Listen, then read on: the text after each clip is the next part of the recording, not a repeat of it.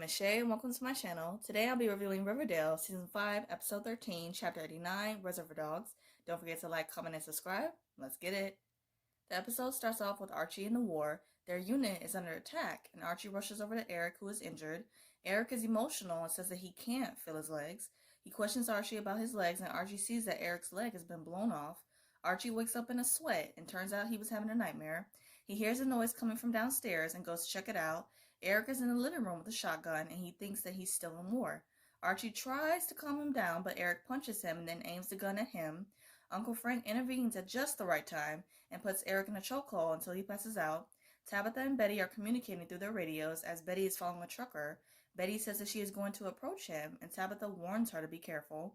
Betty talks to the trucker and offers to give him some company. The trucker agrees, and Betty demands for some money up front. The trucker says that he was waiting to hear that and does a signal that brings out the FBI. The trucker is with the FBI and working alongside Glenn. Glenn says that he is trying to clean up the lonely highway, and I'm like, you could have fooled me, because he is arresting these women and taking them in for questioning when he should be helping them, but whatever. He demands Betty to hand over her badge along with her gun, unless she wants to be arrested, and I can't stand his character. Like, honestly, he's up there with Hiram. That's how bad it is. Cheryl's out taking a stroll at night, looking like a fabulous little, or should I say grown, Red Riding Hood. She sees Kevin standing by a tree, and then once he's been noticed, he runs away. Uncle Frank and Archie are having breakfast, and they are discussing Eric's nightmares from the other night. Archie says that Eric has had those types of nightmares before, but last night was something different. Frank says that the only way for soldiers to get back to any kind of normalcy is with professional help. Archie mentions the recovery place and that Eric has called a bunch of times, being promised a spot, but nothing has happened. Frank tells Archie to not give up and that he is going to come up with an idea. Veronica and Reggie are in her shop talking about Veronica getting back into investment banking. She says that she has a list of potential investors. Cheryl comes to Kevin in his classroom and she confronts Kevin about seeing him in the woods. He tries to deny it, and Cheryl says that she believes he was really in the woods, searching for peace and meaning.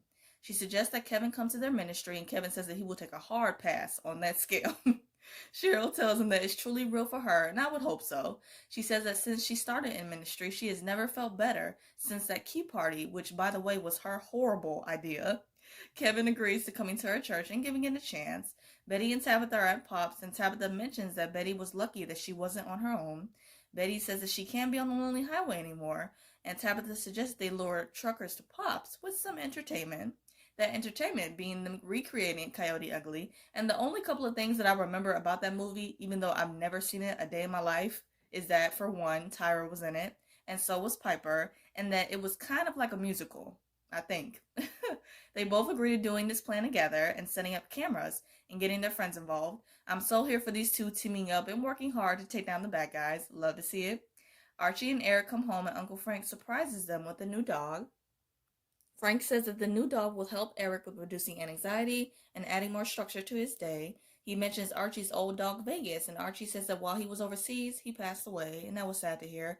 Frank says that he thinks the dog will be good for the both of them. Penelope is singing in church, and Kevin immediately gets up to leave. And I don't know whether he said, like, this just isn't for me and dipped, or if he was uncomfortable. I don't know. I couldn't tell. Veronica is on the phone with an investor, and he passes on doing business with her. Reggie offers to help, and Veronica makes a bet with him that if he can turn one of those leads into a sale before 4 p.m., then he has a deal. Tabitha and Betty ask Fangs if they can turn the white worm into a Coyote Ugly style to lure truckers there to catch the killer. They both mention that they will offer free alcohol, along with some hot ladies to perform, fully clothed. Archie is on the phone trying to get Eric into the rehab facility, but he's not having any luck. Archie brings up a dog named Bingo, who their team adopted while they were in the army. He mentions how Eric is taken to the new dog to make up for the one that they lost. Reggie winds up closing the deal, and Veronica gives him his much-needed praise. Reggie Ronnie is so cute, and I want to see them back together. I really do. I've never really cared for Archie like that, and it's just the way that they are with each other that I just love so much. Cheryl and Kevin are in the teacher's lounge, and she brings up Fangs. Kevin says that breaking up with him was the worst thing that he has ever done, and Cheryl says that she can relate to having guilt because it haunts her too. She gives him the courage to go to Fangs and apologize, and tries to make amends regardless of how he responds. And this is the Cheryl that I miss so much, because this one that just thinks that she's cursed all the time and she's not meant to be happy, like, come on. I just really can't with that storyline. Like, let's get Cheryl back to living her life unapologetically and just always being there for her friends. For real. Kevin comes to Fang's apartment and he invites himself in, and he's surprised to see Moose from school. And at first, I didn't even recognize him with the beard and the hair. And then, like really looking at him, I'm like, oh snap, that is him. Fangs tries to tell Kevin that it's not what it looks like, and Kevin immediately assumes the worst and he leaves. It flashes back to Warren. Archie is comforting Eric, and they hear Bingo barking, and he sounds like he's in pain. Eric warns Archie to not go out there, and they are fighting a little bit. Eric wakes up Archie in a panic, saying that the dog is missing and that they have to go find him. Archie and Eric come downstairs, and Uncle Frank tells them that they found the dog in the hallway closet looking for a place to hide. It shows a montage of Reggie and Veronica making calls and trying to sell Pearls and Posh. Reggie suggests Sodell as an investor, and Veronica comes up with a plan of stealing her father's investors and getting them to invest with their company. Archie comes home and he sees the dog barking like crazy, and Eric is wounded. Uncle Frank fills him in on what happened, and Eric was taking the dog for a walk, and the dog saw a bigger one and started to come at him and bit Eric for trying to intervene. Frank asks Archie to not call the shelter and that he will explain everything. Frank pulls Archie to the side and says that the dog he brought home, the woman from the shelter, said that he was a part of a dog-fighting ring. He says that once people started moving away from Riverdale, they left their pets behind, and the shelters try to get as many as they can, and for the others who don't make it, sometimes they get paired with the wrong owners. It shows a montage of Veronica and Reggie talking to Hiram's investors, and the investor calls up Hiram as well. Veronica makes a deal with one of the investors with offering 30% and a glamorous egg. Veronica and Reggie have a drink to celebrate their accomplishments. Veronica says that they keep doing what they're doing, but that they will take the night off and help Betty and Tabitha with their Planet Pops. Kevin is at Cheryl's place and she tells him that him being brave enough to go to Fangs and be vulnerable, regardless of the outcome, is a victory, and I agree. Cheryl says that she is also helping Tabitha and Betty and encourages Kevin to come along because it might help him find peace and meaning. Betty is with everyone at the White Worm and she's giving a rundown of the game plan. Alice will be working the bar, keeping an eye out for anything sketchy. Veronica, Cheryl, and Tabitha will be keeping the interest of the truckers while performing, and Kevin and Reggie will be outside, inspecting the truckers' trailers for suspicious activity. Betty informs them that once they find something to let her know. Betty stresses how important it is for them to get names along with their licenses, and she says that the main rule is that no one is allowed to go off alone with the trucker. Archie, Fangs, and Eric are in his kitchen, and Fangs gives Archie the address of the ringleader of these dogfights. Archie says that he doesn't want Sheriff Keller or Uncle Frank involved because he is set on having some words, and along with punches, with this guy. The girls look good as they were performing, and Reggie and Kevin are outside checking out the truckers' trailers. Alice gives Betty a signal from the bar, and she goes outside to meet Reggie and Kevin. Betty questions the trucker about the blood inside his truck, and the trucker says that the blood is from a huge meat delivery. Eric, Fangs, and Archie arrive at the ringleader's place. Archie tells Eric and Fangs to rescue the dogs, while he takes care of the guy in charge. Archie comes inside to the guy's place and confronts him. He drags the guy outside, and he's throwing blow after blow to this man's face, and Eric and Fangs come over to stop him. Archie threatens the man, and they all leave. And I could tell that Archie was getting out some of his pent-up frustration and also just PTSD and just, the struggles that he's going with out on this man. And not really rightfully so, because what the man is doing is messed up. From having these dogs trained and then having people bet for money, it's messed up, but he shouldn't be taking out his issues on him. A trucker comes to Pops and asks if the Wild Foxes have performed yet. Betty tells him that he missed the show and that he should come back tomorrow night. She sees some blood on the door handle of his truck and tells him that she is down for some fun. The trucker takes her up on her offer and tells her to hop in, and before Betty gets into his truck, she texts Tabitha telling her to follow her because she has another lead. During the ride, the trucker makes a comment about being in town to say goodbye to his grandmother. Yeah, right. He says something like when a person passes away is a beautiful thing, and how the light fades from their eyes is nothing like it. And I'm just thinking in my head, like, Betty, why on earth did you get in this truck with this psycho? Like, come on, you're so much smarter than this. It was such a dumb move.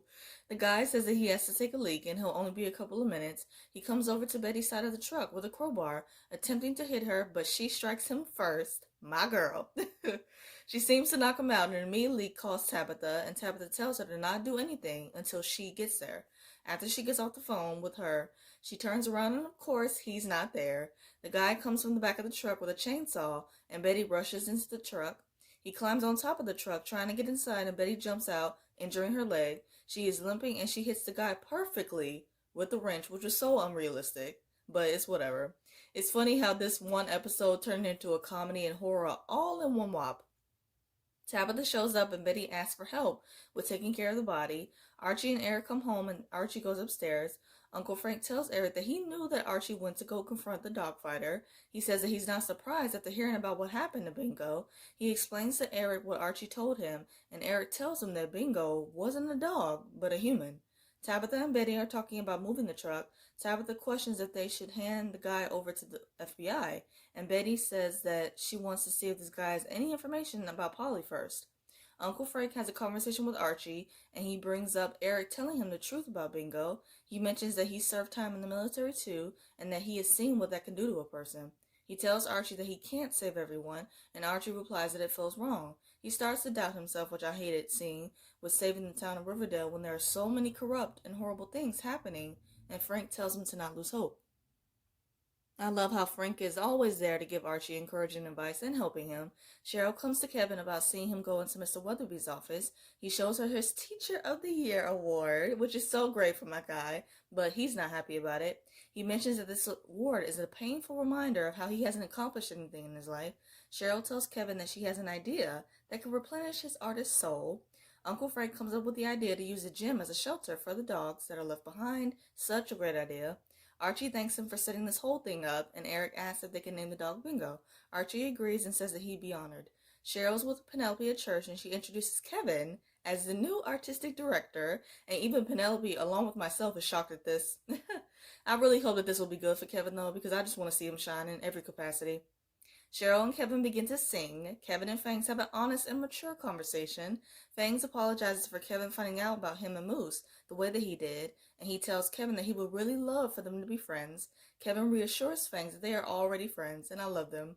And just like I'm not giving up on Barchi, Choni, and Jabitha, I'm not giving up on them either. They'll get back together eventually. Reggie is on the phone with an investor, and he gives it to Veronica and tells her that he just needs to push. Veronica gets on the phone. She closes the deal as well, and both of them are so excited. So cute. It flashes back to the war, and Archie is calling out for Bingo. He questions Eric about Bingo not responding, and Eric is emotional and tells him that Bingo is dead. Back to reality, Archie wakes up from his nightmare, and his phone is ringing, and he picks it up. And one thing I have to bring up really quickly, in this scene, when Archie woke up from his nightmare, the bright light beaming in from his window, or should I say Betty's window, was beyond beautiful. Like she said, he is her window of light in the dark, and I truly believe that she is that light for Archie, whether he knows it or not. And this, along with some other things that I've seen on social media about Barchi, just from the later half of the season and possibly season 6, it just gives me a lot of hope to know that their story isn't over, and that makes me really happy.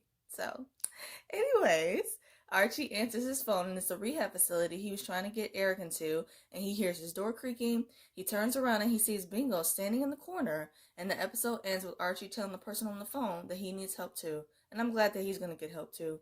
I hope you guys enjoyed my review of Riverdale. I review other shows like Legacies, All-American, Good Trouble, and some other stuff, and if those interest you, please check out those videos on my channel and subscribe. Hope you guys have a great day. Stay safe. See you guys next week.